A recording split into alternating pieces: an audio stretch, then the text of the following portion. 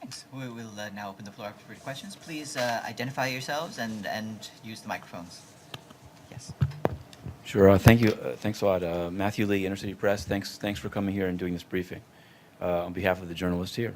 I wanted to ask you about the Least Developed Countries Fund. Seems like this is the fund that's supposed to help lower income countries do adaptation projects. And I understand that at least several of the LDC's ministers in Bonn complained that it's underfunded and that many projects that there were no new contributions made to it at a meeting of the GEF in June. And so I'm just wondering, how does this square with this kind of seeming momentum toward Paris? What would you say to donor nations and to those waiting to do these adaptation projects? And also, I just wanted to, in terms of the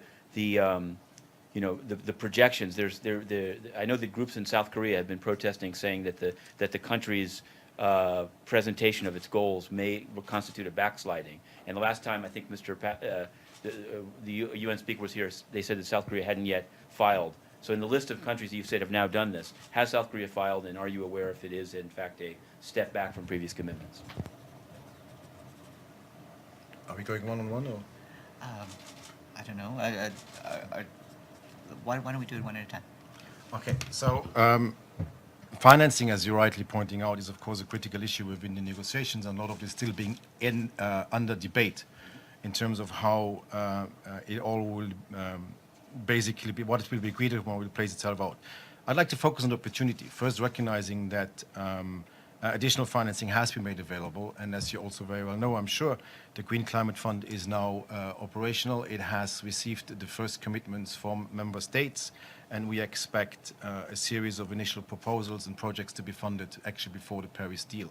And UNDP is working very closely with partners at the Green Climate Fund as one of the first aggregated partners of the Green Climate Fund to do so. The other side of the opportunity is that, of course, it cannot all be done with public money or a transfer from rich to least developed countries. There's an enormous opportunity for the private sector to actually invest, in particular, in energy solutions. And I think we have to look at Paris as a package where indeed we find the right mechanisms to support the countries that need to support, but also mobilize the private sector to transition to a low-carbon economy.